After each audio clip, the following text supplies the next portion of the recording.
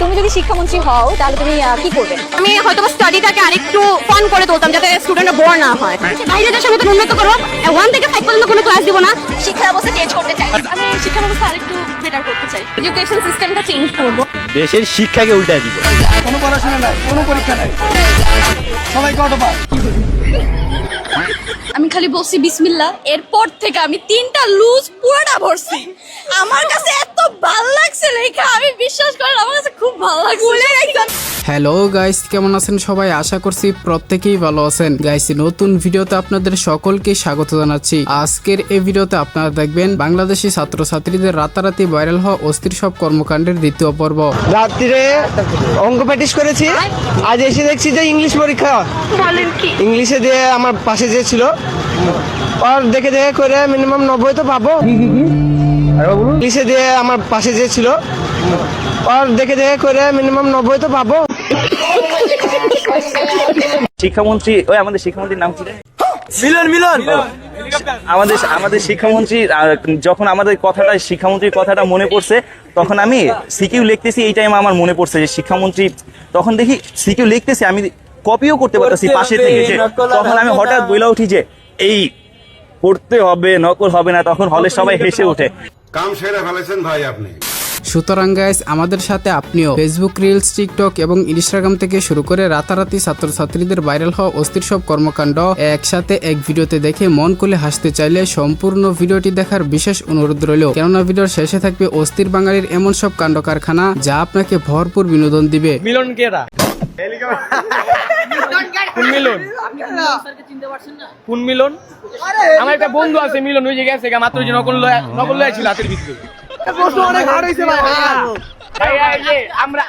আমি আগের বার ফেল হইছি, ঠিক আছে?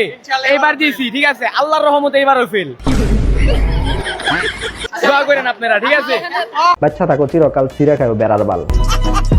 পরীক্ষায় কেমন লিখতে পারো?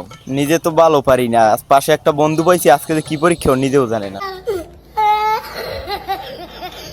গাইস, ভিডিওর শুরুতে আমরা দেখব সংসদে শিক্ষামন্ত্রী মিলনের সেই ভাইরাল ডায়লগটি। মিস্টার স্পিকার, পরিষদে আমি যা বলে শেষ করব তা সারা দেশের আমার অতি আদরের সোনামণিদের জন্য বলবো, তাদের উদ্দেশ্যে বলবো, এই তোমরা কেমন আছো?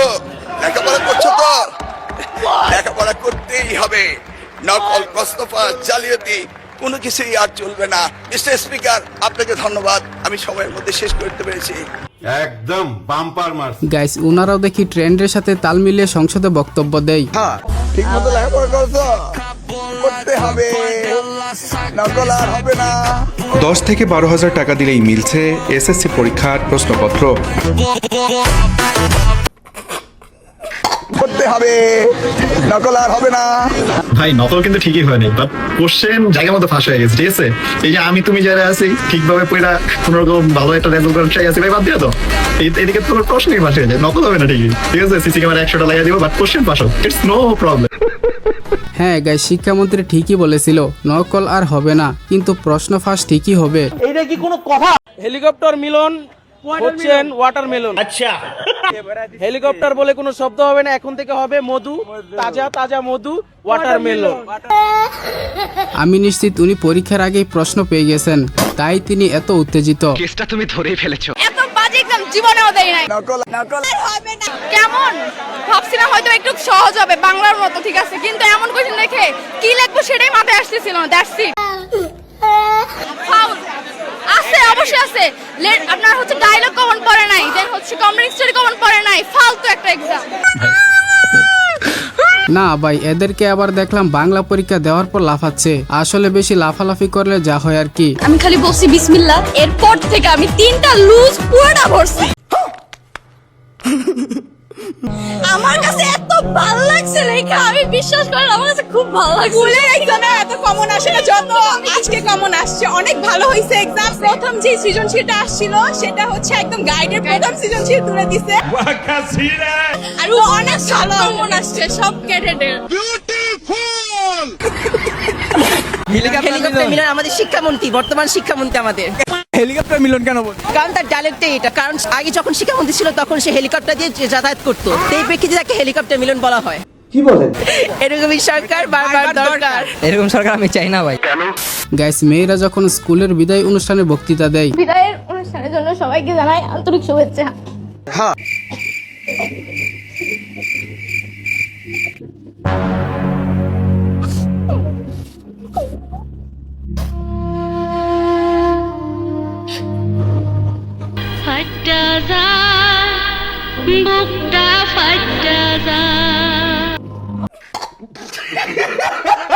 আর ছেলেরা যখন স্কুলের বিদায় অনুষ্ঠানে বক্তৃতা দেয়, আজকের এই বিদায় অনুষ্ঠানে আমি তুষার কিছু কথা বলতে চাই। বলো বাবাজি। যদি আপনারা অনুমতি দেন, না দিলেও সমস্যা নাই। বলেন কি? যেহেতু মঞ্চে উঠে পড়েছি, সেটা হলো পড়াশোনা করো বা না করো, বেয়াদবি করো বা না করো, আমার মতো বেয়াদব হইও না। হ্যাঁ, এই ছেলেদের কখনো অনুমতি লাগে না, কারণ সে মঞ্চে উঠে গেছে। জানালা খুললা রাখছি আমরা। আচ্ছা, উনি কখন আসবে ওই অপেক্ষায়, বাট আসে নাই। আগে ওনার আমলে পাশের হার অনেক কম ছিল, তাই আপুর মনের খুশি দেখে মনে হচ্ছে যে তার বয়ফ্রেন্ড আসবে, সেজন্য দরজা জানালা খুলে রেখেছে।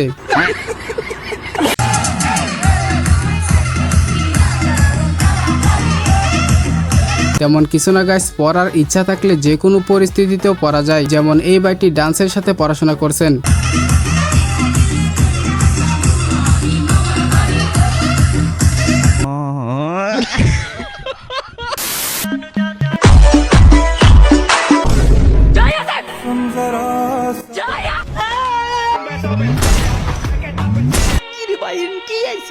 আরে চিন্তার কোনো কারণ নাই, তোমাদের কোশ্চেন পেপার একদম সহজ হইছে, আরে লেখো। কি কই প্রশ্ন সহজ হইছে? আকাশে কি দেখা যায়? চাঁদ, তারা, মেঘ নাকি সূর্য? কি রে কোনটা রইব? আরে সারে কি রেখো, এটা সহজ হইছে, যেই কঠিন প্রশ্ন হইছে। কোনটা হইব নে? আরে এটা মনে হয় মেঘ হইব। আর না বেটা, তুই কস কোনটা হইব? আমি ওটা চাঁদ হইব রে। আর কেমনে হইব? এটা নাকি সূর্য হইব? আকাশে তো সূর্য দেখা যায় শুধু। কি কস তোরা আন্দাজ জানতে? সূর্য নি হইব। আরে ভাই, নাইলে অপু 10-20 করে গনি দেই। ও এটাই তো। গাইস, পরীক্ষায় প্রশ্ন কমন পড়ুক বা না পড়ুক, কিন্তু লাস্ট 15 মিনিটে সবাই এমবিবিএস ডাক্তার। এ লাস্ট ওয়ার্নিং, আর মাত্র 2 মিনিট আছে, তাড়াতাড়ি লেখো। আসসালামু আলাইকুম। ওয়ালাইকুম আসসালাম। কেমন হইছে? খুবই বাজে, বেশি মানে আসলে অনেক বাজে। হার্ড হইছে প্রশ্ন? আরে সব হার্ড হয় নাই, বাট কয়েকটা ছিল খুবই খুবই হার্ড। বুঝলাম না গাইস, উনি কি পিনিকে আছে নাকি? এরকম ভাবে কথা বলার মানে কি? সম্পাদ্য দেই নেই, সম্পাদ্য দেস না, কি উপপাদ্য দিছস? হ্যাঁ, গণিত বর্গে সম্পাদ্য মিয়া। গণিত বর্গে সম্পাদ্য মিয়া। সম্পাদ্য কিসে? কিসে? গণিত পরীক্ষা সম্পাদ্য নাই ভাই। উনি মনে হয় গণিত পরীক্ষায় সারাংশ সারমর্ম দিয়ে আসছে, আর সম্পাদ্য উপপাদ্য মনে হয় বাংলা পরীক্ষায় লিখছে। আমি স্বপ্ন দেখি আমার ছাত্রছাত্রীরা আমেরিকার মানের লেখাপড়া শিখবে, ওই মানের কারিকুলাম দেবে, ওই মানের বিশ্ব দরবারে তাদেরকে উপস্থিত করবে, সেই লেখাপড়া আমি তোমাদের দিতে চাই। স্কুল জীবনের সবচেয়ে সুন্দর মুহূর্তই হচ্ছে এটি। তো আপনারা কারা কারা এরকম স্কুলে বৃষ্টিতে ভিজে আনন্দ করেছেন সেটা অবশ্যই কমেন্টে জানাবেন।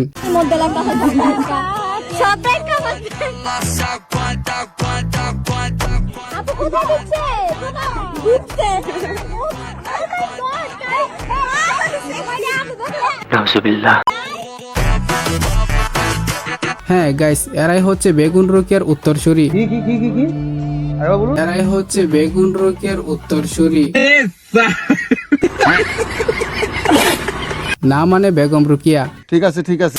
তো যাই হোক গাইস, এই তো ছিল মূলত রাতারাতি সোশ্যাল মিডিয়ায় ভাইরাল হওয়া শিক্ষার্থীদের অস্থির কর্মকাণ্ড। তো এই ক্লিপগুলোর ভিতরে কোন ক্লিপটা আপনার কাছে সবচেয়ে বেশি ভালো লাগে সেটা অবশ্যই কমেন্টে জানাবেন। ভিডিওটি ভালো লাগলে অবশ্যই একটি লাইক দিয়ে চ্যানেলটিকে সাবস্ক্রাইব করে দিবেন। তো কথা হবে শীঘ্রই নতুন কোনো ভিডিওতে। তৎক্ষণাৎ সবাই ভালো থাকুন, সুস্থ থাকুন, খোদা হাফেজ।